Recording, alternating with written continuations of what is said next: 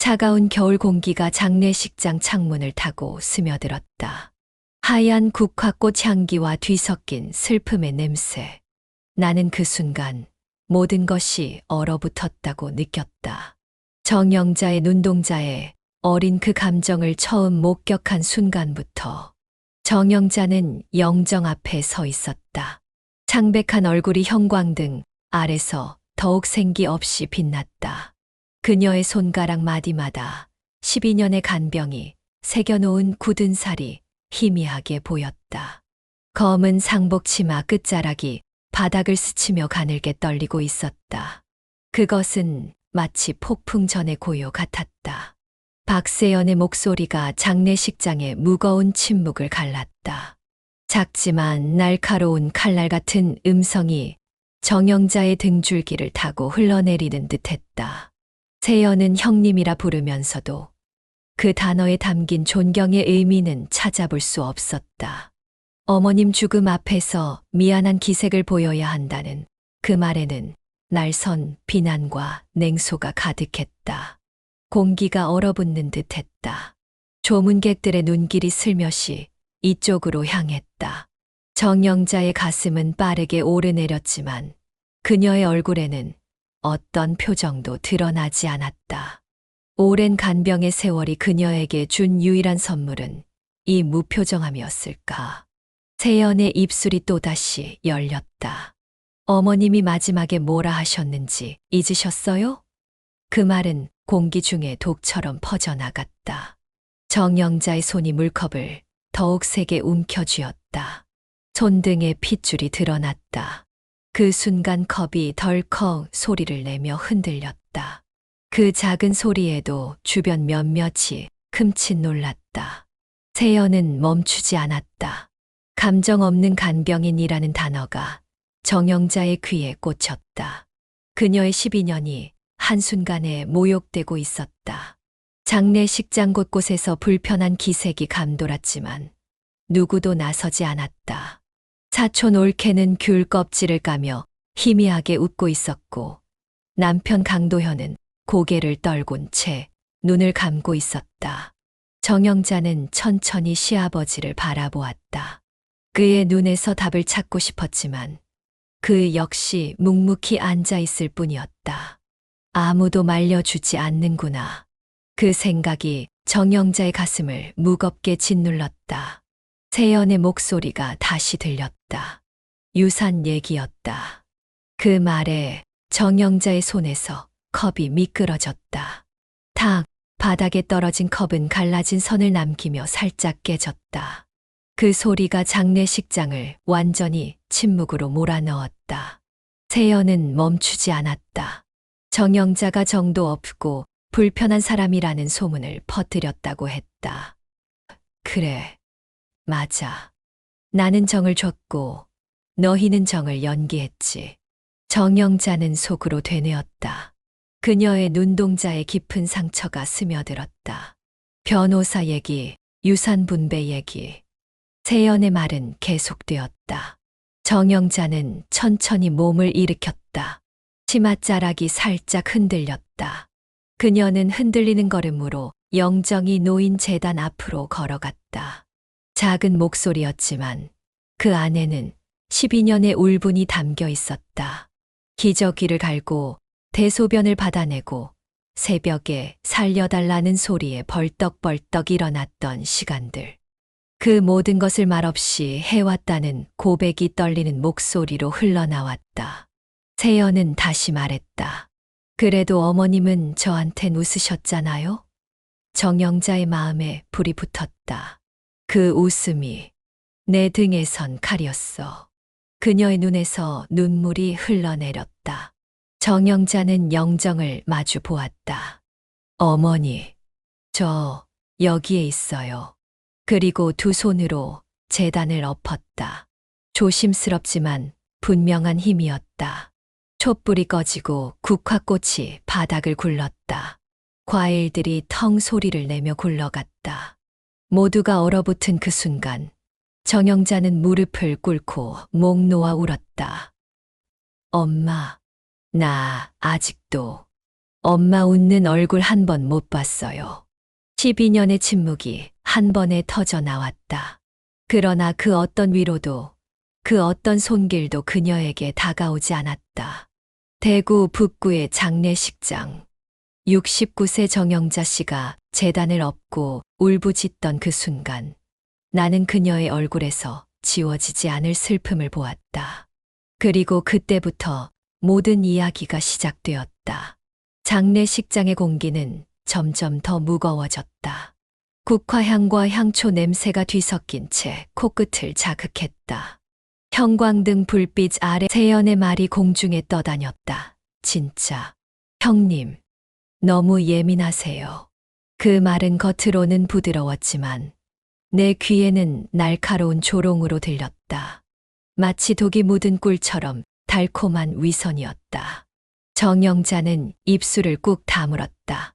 69세의 주름진 그 얼굴에 평생을 참아온 인내의 흔적이 깊게 새겨져 있었다. 눈동자에 눈물이 차오르고 있었지만 그녀는 결코 보여주려 하지 않았다.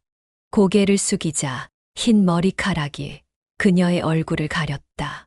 그러나 무릎 위로 톡 하고 눈물이 한 방울 떨어졌다. 작은 원을 그리며 검은 치마에 번졌다. 세연은 그것을 놓치지 않았다. 그녀의 입꼬리가 미세하게 올라갔다. 승리의 미소였다. 마치 오래된 사냥에서 마침내 먹잇감을 코너에 몰아넣은 듯한 표정이었다. 정영자의 머릿속에서 목소리가 울렸다. 참자. 여긴 장례식장이니까. 지금 울면 그들이 이긴 거야. 그녀의 손가락이 무릎 위에서 천천히 움직였다. 그 마른 손가락은 오랜 세월 동안 간병의 흔적으로 굳은 살이 박혀 있었다. 하지만 가슴속 어디선가 끓어오르던 분노는 이미 목구멍 끝까지 차오르고 있었다. 그녀의 시선은 다시 시어머니의 영정으로 향했다. 검은 테두리에 쌓인 흑백 사진 속 노인의 얼굴은 어딘가 냉랭했다. 정영자의 기억이 갑자기 결혼 초기로 돌아갔다. 애를 못 낳는 여자는 집안 망신이다. 그 말이 귓가에 울렸다. 결혼 2년 차 산부인과 진료를 받은 그날 밤의 기억이 선명했다. 시아버지의 침묵, 남편의 담배 연기, 모두 그녀를 무시했다. 다음 날 아침 정성껏 준비한 밥상 위에 시어머니가 국그릇을 엎었던 순간이 머릿속에 스쳐 지나갔다. 식욕 없어. 그딴 소리 듣고 온 여자가 무슨 밥을 차려. 뜨거운 국물이 테이블을 타고 흐르던 모습이 아직도 생생했다. 그래도 참았다. 인정받고 싶었으니까. 며느리로, 가족으로, 사람으로. 정영자의 가슴이 묵직하게 조여왔다. 10년, 12년이 지나도 그 기대는 돌아오지 않았다. 정영자가 진심으로 끓인 미역국도 싱겁네 맛없네 이것도 미역국이냐라는 한마디로 평가절하됐다. 반면 하정이 들고 온 마트표, 냉동 반찬에는 바쁜데도 챙겨주는 그 마음이 예뻐. 라는 말이 돌아왔다. 세연의 목소리가 다시 들렸다. 형님, 뭐 그런 걸로 삐지세요? 솔직히. 어머님이 편하게 느끼는 사람한테 마음이 가는 건 자연스러운 일이잖아요? 그 말이 공기 중에 흩어지는 동안 정영자는 천천히 고개를 돌려 남편을 바라봤다. 강도현, 언제나처럼 무표정한 얼굴, 살짝 흰머리가 섞인 그의 머리카락이 이마 위로 늘어져 있었다. 그는 언제나처럼 그녀를 바라보지 않았다. 정영자의 마음속에서 질문이 떠올랐다. 내가 뭘 그렇게 잘못했을까? 왜 단 한 사람도 나를 편들어 주지 않지? 문득 시어머니의 마지막 순간이 떠올랐다. 창백한 얼굴로 누워있던 시어머니의 손. 추워. 영자야, 나 이제 안 되겠다. 그 마지막 말에 이불을 덮으며 정영자는 대답했다. 괜찮아요, 어머님. 전 괜찮아요. 제가 있어요. 하지만 다음 날 시어머니는 지인에게 말했다. 그 며느리 정은 없어. 기계 같아. 난 인간이 아니었구나. 당신들에겐 그냥 손 하나 발 하나 닦아주는 도구였구나. 그 생각이 정영자의 가슴을 후벼 팠다. 세연이 다시 말했다. 형님, 곧 유언장도 열릴 텐데 혹시 뭘 기대하신 건 아니죠? 간병했다고 다 받는 건 아니에요. 그 순간 정영자의 손이 테이블 아래에서 미세하게 떨리기 시작했다. 그러나 그것은 두려움의 떨림이 아니었다. 됐어. 이제는 나도 보여줄 시간이야. 그녀는 천천히 가방 속에서 작은 노트 한 권을 꺼냈다. 누렇게 바랜 그 노트는 겉으로는 시어머니가 쓰던 투약 기록장이었다. 그러나 그 안에는 단순한 투약 기록만 있는 것이 아니었다. 투약 시간, 반응, 대소변 상태, 식사량, 정신 변화, 그리고 방문자별 태도 기록까지. 세연이 왔다 간 날마다 어떤 말투였고 어떤 행동이었는지, 시어머니가 어떤 반응을 보였는지 모두 꼼꼼히 적혀 있었다. 이건 내가 쓴 나의 진심이자 너희 위선의 증거야. 정영자는 노트를 바라보며 조용히 숨을 들이켰다. 그녀의 눈에 결심이 서렸다. 아직은 아니야. 하지만 곧 모든 걸 꺼낼 거야. 그녀는 천천히 자리에서 일어났다. 무릎이 뻐근했지만 그 통증조차 그녀를 멈추게 할 수 없었다. 장례식장 문을 열고 빛이 조금씩 들어오는 복도로 말없이 나섰다. 그 손에는 조용히 그러나 묵직하게 12년치의 진심이 쥐어져 있었다. 그리고 그 순간 나는 정영자의 뒷모습에서 처음으로 단단한 힘을 보았다. 장례식이 끝난 후 집은 이상한 정막에 잠겼다. 꽃 냄새는 서서히 사라졌지만 누군가의 시선처럼 차갑고 날카로운 향냄새는 여전히 거실 곳곳을 맴돌았다. 집안의 공기가 달라졌다. 마치 긴 겨울이 지나고 봄이 오기 직전의 그 불안정한 공기처럼 무언가가 변화하고 있다는 느낌이 들었다. 세연과 재훈은 이미 분주하게 움직이고 있었다. 상속은 서둘러야 한다며 법무사와 연락하고 서류를 뒤적이며 이리저리 바쁘게 움직였다. 그들의 검은 구두 소리가 마루를 타고 집 안에 울렸다. 반면 남편 강도현은 여전히 그 중간에서 나서고 싶지 않다 하며 모든 상황에서 빠져나가 있었다. 그의 존재감은 희미한 그림자처럼 집 안에 드리워져 있을 뿐이었다. 정영자는 며칠째 거실 창밖만 멍하니 바라보며 앉아 있었다. 저녁 노을이 지고 밤이 찾아오고 다시 아침 햇살이 들어와도 그녀의 시선은 한결같이 바깥을 향해 있었다. 마치 무언가를 기다리는 듯했다. 그녀의 굳어버린 하지만 단단해 보이는 등선이 침묵 속에서 더욱 뚜렷해 보였다. 어느 날 오후 우체통에서 탁 하는 소리가 들렸다. 정영자는 천천히 일어났다. 그녀의 느린 발걸음이 현관으로 향했다. 등기 우편 한 통이 우체통에 꽂혀 있었다. 봉투에는 선명하게 찍혀 있었다. 법무법인 도현. 그 글자를 읽는 순간 정영자의 눈빛이 미세하게 변했다. 자필 유언장 열람 안내라니. 그녀의 목소리는 떨렸지만 그것은 놀라움이나 두려움의 떨림이 아니었다. 그녀의 입꼬리가 아주 옅게 거의 눈치채지 못할 정도로 올라갔다. 마치 오래전부터 기다려온 편지를 받은 것처럼 보였다. 며칠 뒤 강남의 한 대형 로펌 회의실. 은은한 조명 아래 긴 원형 테이블이 놓여 있었다. 창밖으로는 서울의 빌딩 숲이 보였다. 테이블에 모두가 앉았다. 세연녀는 명품백을 팔에 걸고 있었고 재훈은 태블릿을 들고 메모를 하고 있었다. 강도현은 언제나처럼 말이 없었고 정영자는 묵묵히 고개를 숙인 채 손을 무릎 위에 올려놓고 앉아 있었다. 회의실의 공기는 무거웠다. 변호사의 구두 소리가 마루를 울리며 다가왔다. 그는 서류 가방을 테이블 위에 올려놓고 천천히 열었다. 모두의 시선이 그의 손끝에 집중되었다. 고 박남희 고인의 유언장에는 재산 전부를 상속하되 단 조건이 붙습니다. 변호사의 목소리가 회의실에 울렸다. 모든 사실을 아는 자의 판단에 맡길 것. 세연이 당황스럽게 웃었다. 그 웃음소리가 회의실 안에서 어색하게 퍼졌다.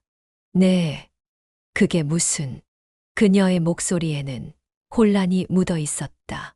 테이블 아래에서 그녀의 손이 미세하게 떨리고 있었다. 변호사의 시선이 정영자에게 향했다. 그 판단자는 이 자리에 계신 정영자 여사입니다. 뭐라고요? 세연의 얼굴이 경직됐다. 그녀의 우아한 화장 아래 혈색이 순식간에 사라졌다. 아니, 이건 말도 안 되죠. 형님이 유산 판단을 한다고요? 변호사는 흰 장갑을 낀 손으로 조심스럽게 문서를 꺼내 테이블 위에 내밀었다. 노란 빛이 도는 종이 위에 떨리는 글씨체로 쓰인 문장이 보였다. 고인의 자필이었다. 내 눈을 지켜본 이는 세연뿐이었다. 그녀의 판단을 최종으로 삼는다. 회의실의 침묵이 내려앉았다. 세연의 눈동자가 불안하게 흔들렸다. 재훈은 태블릿에서 손을 떼고 눈을 크게 떴다. 그러나 정영자의 표정은 변함없이 고요했다. 마치 자신이 이 모든 흐름을 알고 있었다는 듯했다. 그날 밤 정영자의 집에서 대문 밖에서 발소리가 들렸고 이어서 초인종이 울렸다. 정영자는 천천히 문을 열었다. 세연이 불쑥 찾아왔다. 화장도 지우지 못한 얼굴로 그녀의 눈가는 지쳐 보였다. 형님, 그거 그냥 내려놓으세요.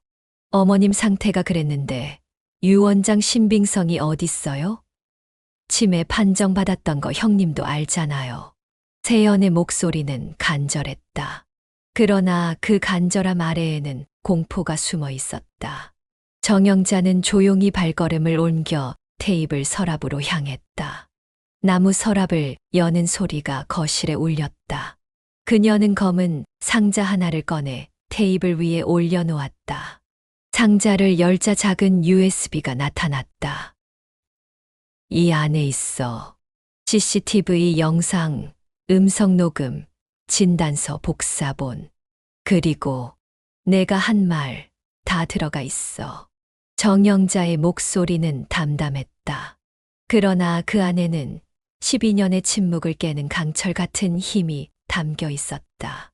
세연의 눈동자가 흔들렸다. 작은 USB를 바라보는 그녀의 시선에 공포가 번졌다. 무슨 말씀이세요?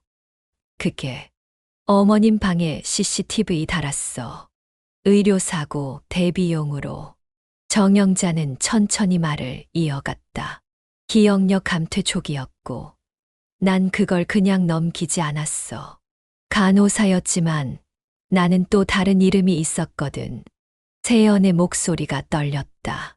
또 다른 이름? 정영자는 작게 웃었다. 오랜 세월 숨겨두었던 비밀을 드러내는 그 미소에는 자신감이 담겨 있었다.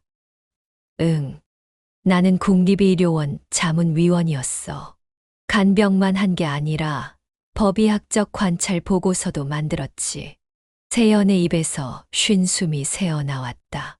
그녀의 손이 무의식적으로 목을 감쌌다. 협박이에요? 지금 이거? 정영자는 눈빛 하나 바꾸지 않았다. 그녀의 단단한 시선은 세연을 똑바로 향했다. 사실을 말했을 뿐이야. 어머님이 마지막 몇 달 왜 정신이 돌아왔는 줄 알아? 내가 몰래 다른 병원 의사를 붙였거든. 넌 어머님 상태를 치매 말기로 꾸미려고 했잖아. 정적이 내려앉았다. 세연의 얼굴이 창백해졌다. 그녀의 입술이 마른 모래처럼 발라지고 있었다. 정영자는 조용히 또 다른 봉투를 꺼냈다. 그 안에는 자필 메모가 모아진 노트가 있었다.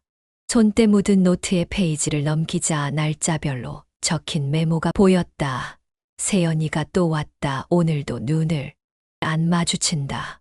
정영자는 여전히 손을 잡아준다. 오늘 약이 바뀌었다. 내가 먹던 약이 아니다. 정영자가 눈치챘다. 세연의 숨소리가 가빠졌다. 정영자의 목소리가 다시 들렸다. 이게 협박이라면 너한테 남은 게 뭔지 한번 생각해봐. 그녀는 그렇게 말한 뒤 천천히 자리를 떠났다. 돌아온 거실에는 침묵만이 남았다. 책상 위에는 두꺼운 파일 하나가 놓여 있었다. 표지에는 정갈한 글씨로 쓰여 있었다.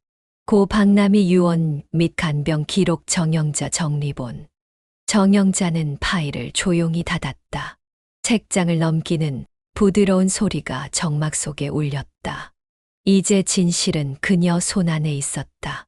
12년의 침묵과 인내 끝에 그녀는 마침내 자신의 목소리를 찾았다. 그리고 곧 그것은 세상에 드러나게 될 것이다. 아침 햇살이 거실 창문을 통해 비스듬히 들어왔다. 정영자는 늘 앉던 소파에 앉아 있었다. 찻잔에서 피어오르는 김이 그녀의 얼굴을 어렴풋이 감쌌다. 하얀 머리카락 사이로 비치는 햇살이 은빛으로 반짝였다. TV 소리가 조용히 흘러나왔다. 보도됐습니다. 시어머니 병세 조작 유언 개입 의혹. 간호사 이세연 씨 징계 착수. 정영자의 시선이 천천히 TV로 뉴스 화면에 세연의 얼굴이 크게 나타났다. 그녀의 실명과 함께 장례식장에서 고성을 지르며 정영자를 모욕하는 영상이 자막과 함께 흘렀다. 뉴스 앵커의 목소리가 차분하게 상황을 설명했다.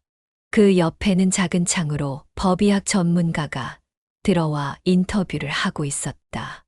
이러한 행위는 의료 윤리를 심각하게 위반한 사례로 정영자의 손이 천천히 찻잔을 감쌌다.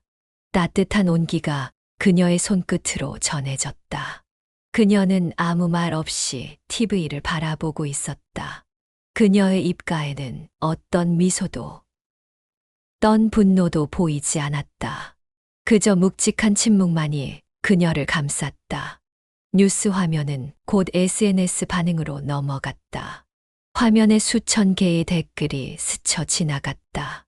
진짜 저런 사람이 간호사였다고. 보호자 없는 환자한테도 저랬을 듯. 소름이다. 어머니 사진 앞에서 저렇게. 악마다 진짜. 정영자는 천천히 리모컨을 집어 TV를 껐다. 순간 거실에 정적이 내려앉았다. 그녀는 천천히 일어나 창가로 걸어갔다. 바깥에는 봄이 오고 있었다. 앙상했던 나뭇가지에 새싹이 돋아나고 있었다. 생명의 순환은 계속되고 있었다. 정영자는 그 자리에 서서 오랫동안 바깥을 바라보았다. 그녀의 눈에는 12년의 세월이 스쳐 지나갔다. 시어머니의 손을 잡고 몸을 닦아주고 약을 챙겨주었던 순간들. 그리고 그 모든 순간에 그녀가 느꼈던 외로움과 고독. 세연의 집. 천장에서 내려오는 샹들리의 불빛이 화려하게 거실을 비추고 있었다. 그러나 그 집의 공기는 차갑고 무거웠다. 세연은 소파에 앉아 있었다. 그녀의 손은 미세하게 떨리고 있었다. 문이 열리고 그녀의 아들이 들어왔다. 중학교 교복을 입은 그 아이의 얼굴은 창백했다. 눈가에는 눈물 자국이 남아 있었다. 엄마, 학교에서 다 알아. 나 전학 가야 해. 소년의 목소리가 떨렸다. 그 안에는 공포와 부끄러움이 뒤섞여 있었다. 세연의 얼굴이 순간 무너졌다. 오랫동안 유지해온 차가운 가면이 깨지는 순간이었다. 그녀의 눈에서 눈물이 흘러내렸다. 손에 쥔 TV, 리모컨이 그녀의 무릎 밑으로 떨어졌다. 와장창 소리와 함께 리모컨이 부서졌다. 마치 그녀의 인생이 산산조각 나는 소리 같았다. 아니야, 그럴 리가. 그녀의 목소리가 떨리며 흘러나왔다. 그러나 그것은 현실이었다. 12년 동안 쌓아온 그녀의 사회적 지위, 명예, 모든 것이 무너져 내리고 있었다. 며칠 후 대한간호협회는 공식 성명을 냈다. 언론에 발표된 성명서의 내용이 뉴스 하단에 자막으로 흘렀다. 본 협회는 환자 돌봄의 윤리를 훼손한 간호사에 대해 강력히 징계할 것입니다. 자격 정지 절차가 진행 중입니다. 세연의 손에서 휴대폰이 떨어졌다. 그녀의 인생이 완전히 달라진 순간이었다. 모든 것을 잃어버린 그 순간, 그녀는 자신이 무엇을 위해 살아왔는지 더 이상 알 수 없었다. 한편 법원 복도. 정영자는 변호사와 함께 걸어가고 있었다. 그녀의 등은 여전히 곧게 펴져 있었다. 주름진 손에는 작은 가방을 들고 있었다. 그 안에는 시어머니의 메모와 CCTV, 영상이 담긴 USB가 있었다. 법정안. 판사가 최종 판결문을 읽어 내려갔다. 상속방해의도, 문서 위조 미수, 명예훼손 소명된 피고 이세연, 상속권 전면, 박탈. 그 말이 떨어지자 정영자는 눈을 감은 채 단 한 줄의 한숨을 뱉었다. 그것은 해방의 한숨이자 12년 만에 찾아온 정의에 대한 안도의 숨이었다. 법정을 나서는 정영자의 발걸음은 가벼웠다. 그녀는 천천히 법원 계단을 내려갔다. 봄볕이 그녀의 얼굴을 비추었다. 그 따스함이 오랜 세월 차갑게 굳어있던 그녀의 마음을 녹이는 듯했다. 그렇게 모든 것이 끝났다. 12년의 간병, 12년의 침묵, 12년의 인내, 그리고 마침내 찾아온 진실의 순간. 정영자는 법원 앞 버스 정류장에 앉았다. 그녀의 눈에는 이제 앞으로의 삶이 보였다. 더 이상 누구의 간병인도 누구의 며느리도 아닌 오직 정영자로서의 삶. 그녀는 조용히 미소 지었다. 그것은 오랫동안 그녀의 얼굴에서 사라졌던 진정한 미소였다. 봄이 깊어가던 어느 날이었다. 세연과 재훈이 떠난 자리에는 오랫동안 닫혀있던 창문이 활짝 열렸다. 겨울 내내 꽁꽁 얼어붙어 있던 집 안으로 봄바람이 살랑살랑 불어 들어왔다. 먼지가 쌓인 유리창에 봄빛이 스며들며 거실 바닥에는 부드러운 햇살이 황금빛 카펫처럼 깔렸다. 정영자는 창가에 잠시 서서 깊은 숨을 들이마셨다. 봄의 향기, 자유의 향기가 그녀의 폐부를 가득 채웠다. 12년 동안 한 번도 제대로 느껴보지 못했던 그 가벼움이 이제야 찾아온 것 같았다. 그녀는 천천히 마룻바닥에 조용히 앉았다. 낡은 찻잔 세트를 꺼내 고요히 차를 우렸다. 녹차 잎이 잔 속에서 부드럽게 맴돌았다. 그 향기가 코끝을 간지렸다. 거실 시계의 초침 소리가 규칙적으로 울렸다. 정영자는 처음으로 그 소리를 아름답다고 느꼈다. 더 이상 누구의 눈치도 보지 않고 누구에게도 의지하지 않는 온전히 자신의 시간 속에서 자신의 온도를 지켜내는 사람으로 살아가고 있었다.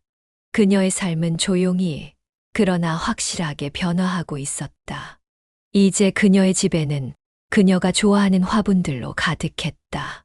창가에는 작은 허브 정원이 만들어졌고 거실 한켠에는 그녀가 읽고 싶었던 책들이 쌓여 있었다.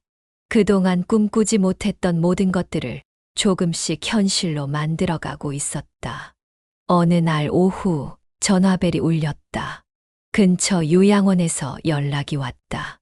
간병 경험 있으신 분이 어르신 손톱 좀 정리해 주실 수 있냐고.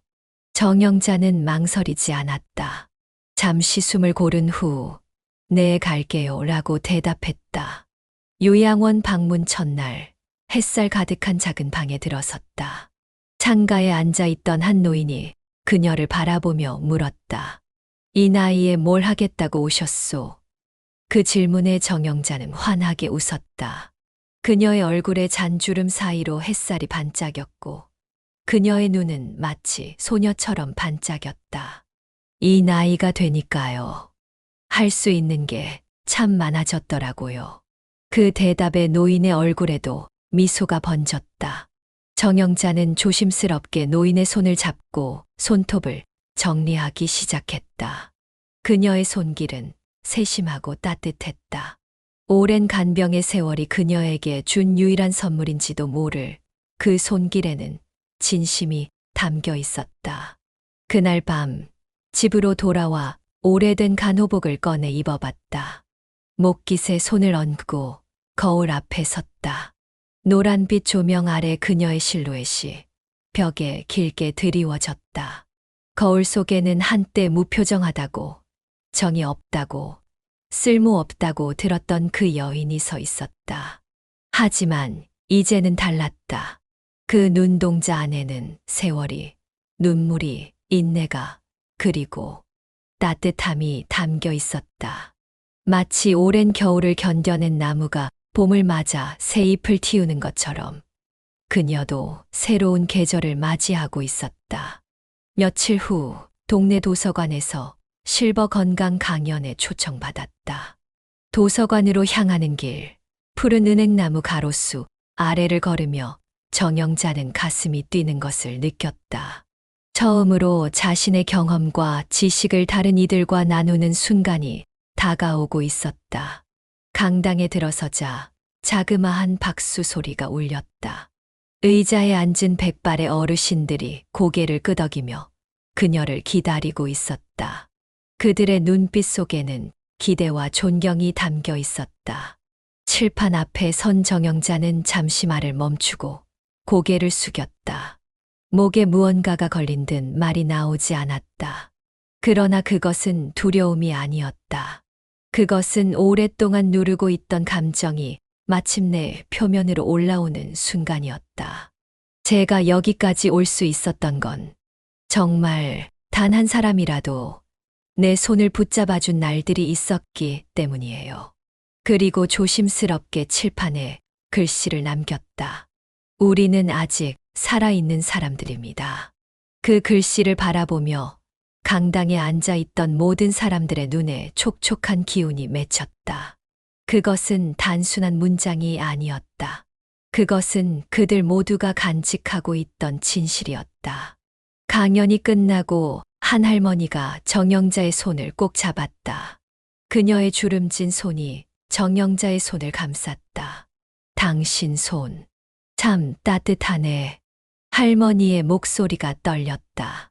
누군가의 손이 이렇게 따뜻한 게 오랜만이야. 그 말을 듣는 순간 정영자의 눈가가 붉어졌다. 눈물이 그녀의 뺨을 타고 흘러내렸다. 그녀는 말없이 그 손을 더 꼭 쥐었다. 그 온기 속에서 그녀는 자신이 다시 세상과 연결되었음을 느꼈다. 그날 밤 창밖으로 쏟아지는 별빛이 마치 오래된 기억처럼 깊고 선명했다. 정영자는 마당 평상에 홀로 앉아 간밤의 일들을 되새겼다. 차가운 가을바람이 그녀의 머리카락을 흩날렸지만 그녀의 가슴 속은 처음으로 따스했다. 지붕 위로 내려앉은 달빛이 그녀의 하얀 머리카락을 은빛으로 물들였다. 멀리서 들려오는 귀뚜라미 소리를 듣다가 그녀는 문득 중얼거렸다. 누군가에게 필요하다는 것. 그게 사람을 다시 살게 하네요. 목소리가 흔들렸다. 12해 동안 단 한 번도 떠나보지 못했던 시어머니의 얼굴이 떠올랐다. 그 차갑던 얼굴, 그 냉담하던 눈빛, 그러나 마지막 순간에 남긴 말, 내 눈을 지켜본 이는 영자뿐이었다. 정영자는 그제야 울음을 터뜨렸다. 12년 동안 단 한 번도 울지 못했던 그 눈물이 마침내 해방되어 뺨을 타고 흘러내렸다. 그것은 슬픔의 눈물이 아니었다. 마침내 알아차린 이해의 눈물이었다. 시어머니도 자신도 서로를 바라보고 있었다는 진실. 단지 그들은 서로 다른 언어로 사랑을 말하고 있었을 뿐. 어머님, 그녀의 목소리가 밤 공기에 흩어졌다. 저도 어머님을 사랑했어요. 정말로. 다음 날 아침, 정영자는 떨리는 손으로 전화기를 들었다. 남편 강도현에게 전화를 거는 것은 10년 만의 일이었다. 모든 일이 끝난 후 그는 사업 실패의 고통과 부끄러움 속에서 형제의 도움을 받아 조용히 지방으로 내려갔었다. 전화벨이 3번, 4번 울렸다. 심장이 빠르게 뛰었다. 5번째 울림에 전화가 받아졌다. 여보세요? 강도현의 목소리는 낯설도록 나이 들어 있었다. 도현 씨, 정영자의 목소리가 떨렸다. 아버님께 인사드리러 같이 가지 않을래요? 전화기 너머로 긴 침묵이 흘렀다. 그녀는 강도현이 숨 쉬는 소리를 들을 수 있었다. 마치 말을 꺼내기 위해 모든 용기를 모으는 것처럼. 그래, 함께 가자. 그의 목소리에는 수십 년간 담아두었던 후회와 회한이 묻어 있었다. 그것은 새로운 시작이 아니라 오래된 상처를 함께 치유하는 과정의 시작이었다. 그날 저녁 정영자는 다이어리를 펼쳤다. 오랫동안 쓰지 않았던 그 다이어리의 새 페이지를 열었다. 손가락이 떨렸다. 펜이 종이 위에 잉크 자국을 남겼다. 내 인생은 지금부터 시작입니다. 그녀는 펜을 내려놓고 창밖을 바라보았다. 달빛이 그녀의 얼굴을 부드럽게 비추었다.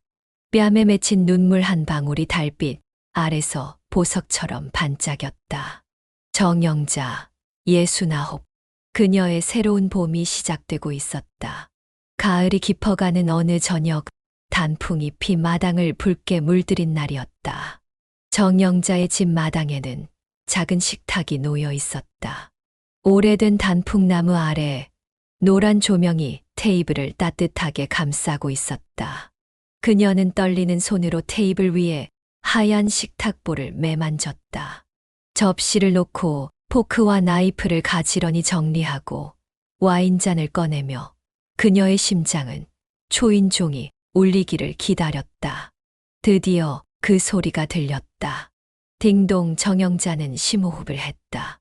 앞치마를 매만지며 천천히 현관으로 걸어갔다. 문을 열자 그 자리에 강도현이 서 있었다. 그의 얼굴은 주름으로 가득했고 머리카락은 대부분 하얗게 변해 있었다. 낯선 모습이었지만 그의 눈동자만은 그녀가 처음 만났을 때와 같았다. 그의 손에는 작은 꽃다발이 들려 있었다. 흰 국화와 푸른 안개꽃이 어우러진 소박한 꽃다발. 그녀가 간호사였을 때 그가 처음 고백하며 건넸던 그 꽃과 똑같았다. 들어와요. 정영자의 목소리는 떨렸지만 따뜻했다. 강도현은 잠시 머뭇거리다 천천히 집 안으로 들어섰다. 그의 발걸음은 무거웠다. 어깨는 과거의 짐을 짊어진 듯 구부정했다. 거실에 들어선 그는 말없이 서 있었다. 그들 사이에 수십 년의 세월이 흐르고 있었다.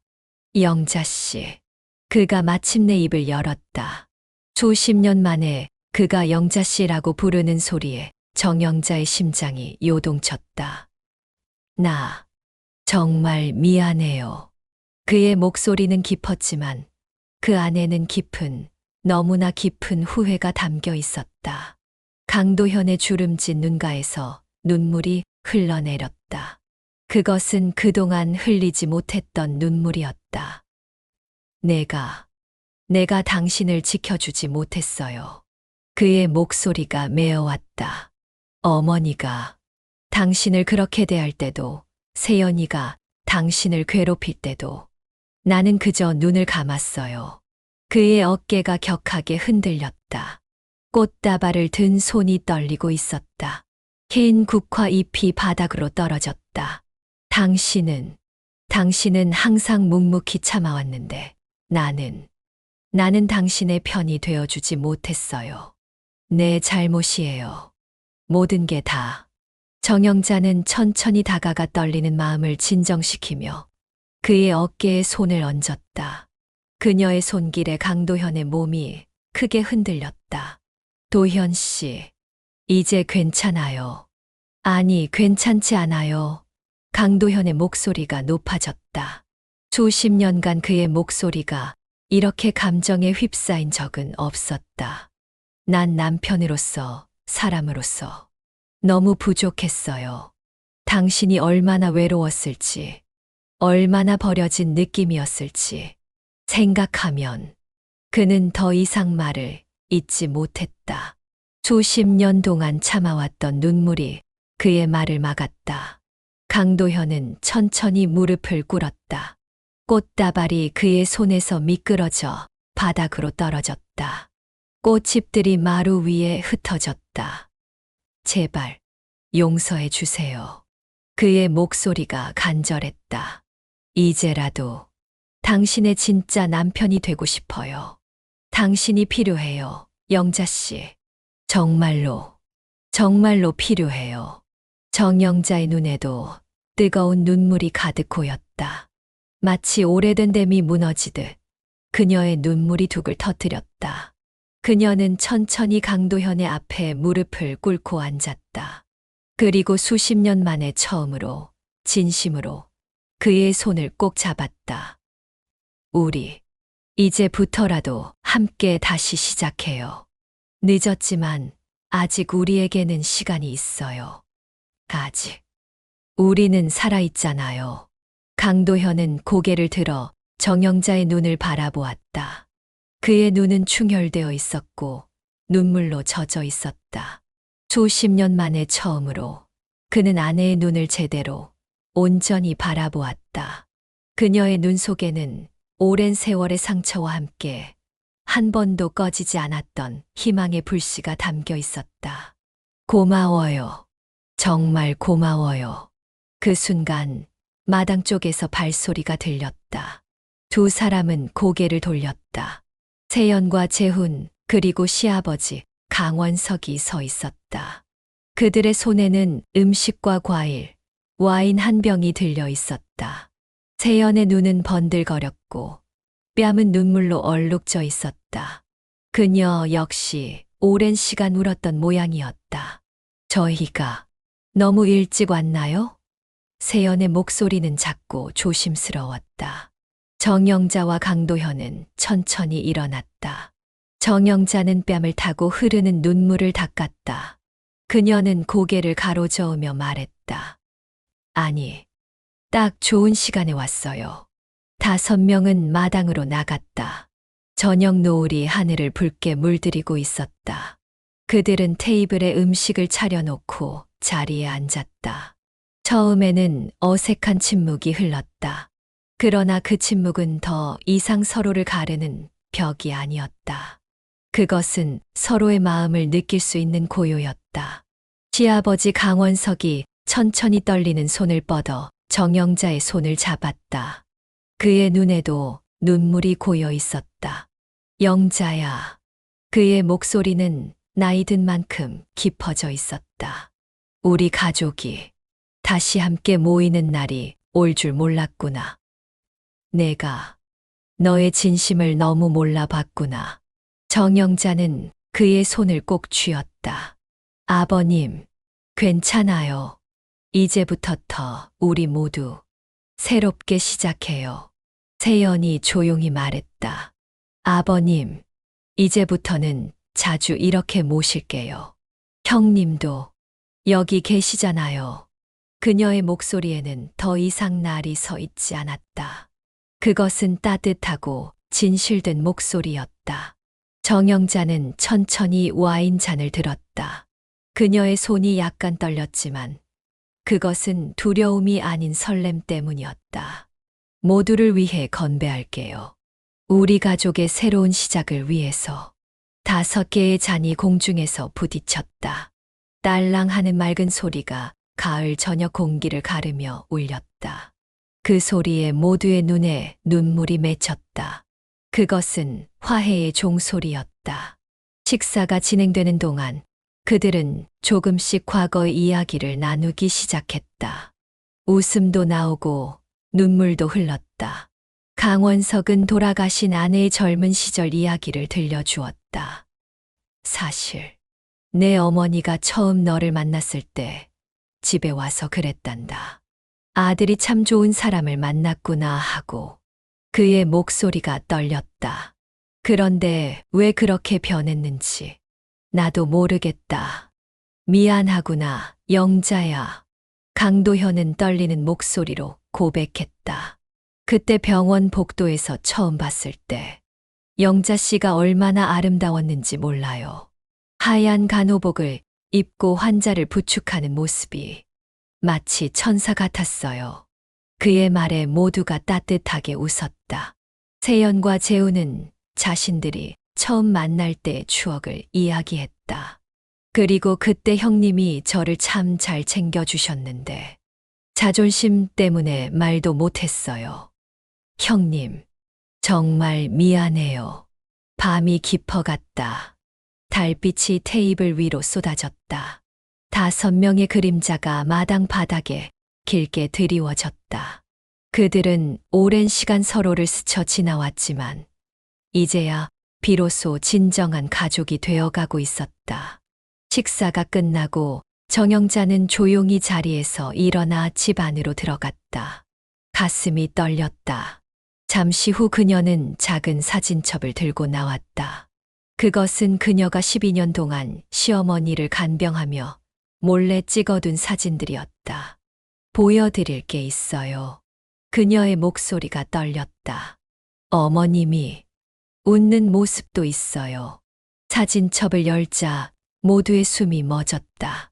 사진 속에는 꽃을 바라보며 미소 짓는 시어머니의 모습, 정영자와 함께 찍은 셀카, 강원석과 함께 있는 모습들이 담겨 있었다.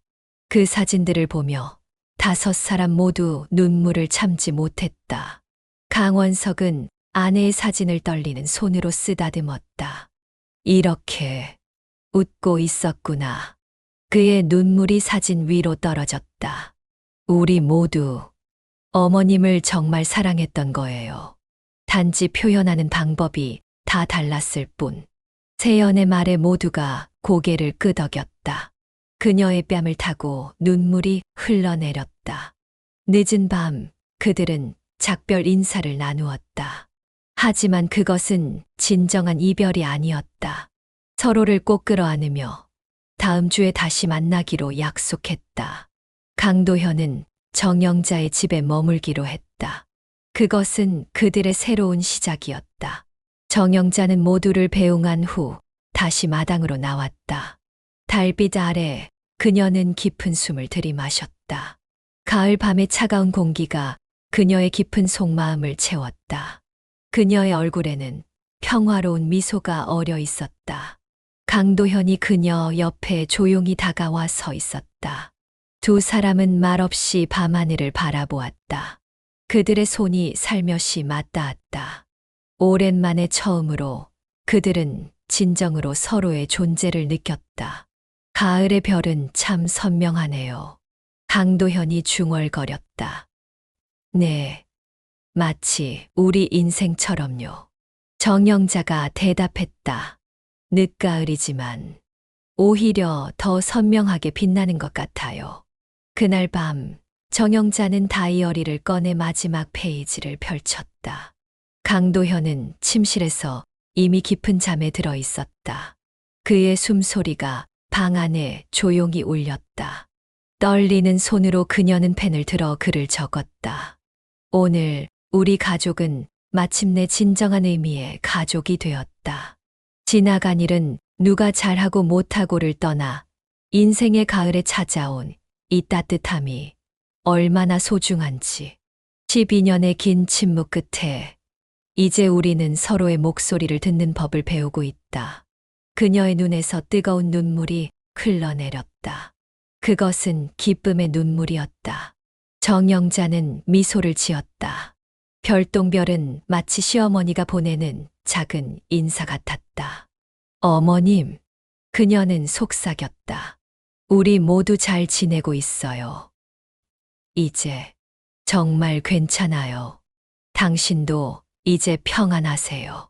가을 바람이 살랑 불어와 그녀의 흰 머리카락을 부드럽게 쓰다듬었다. 정영자, 69. 그녀는 이제 더 이상 누구의 며느리도, 누구의 아내도, 누구의 간병인도 아니었다. 그녀는 그저 정영자였다. 온전한 한 사람으로서의 정영자. 그녀의 인생의 가장 아름다운 가을이 마침내 시작되고 있었다. 누구보다 조용히 살아왔던 한 며느리의 침묵은 결국 모두가 외면한 진실을 세상에 꺼내놓았습니다. 그리고 그 진심은 사람들의 기억 속에서 가장 강렬하게 남는 울림이 되었습니다. 가족이란 가장 가까워서 더 깊이 상처 주고 가장 늦게 후회하는 존재일지도 모릅니다. 그러나 누군가의 희생 위에 쌓인 침묵은 언젠가 반드시 말이 되고 진실이 됩니다. 여러분은 어떻게 느끼셨나요? 정영자 씨의 선택, 그리고 12년의 간병. 과연 우리는 주변의 희생을 얼마나 알고 있을까요? 여러분의 생각을 댓글로 남겨주세요. 그리고 좋아요, 구독, 알림 설정도 부탁드립니다. 이 이야기를 더 많은 분들이 듣고 마음 한편이 따뜻해졌으면 합니다.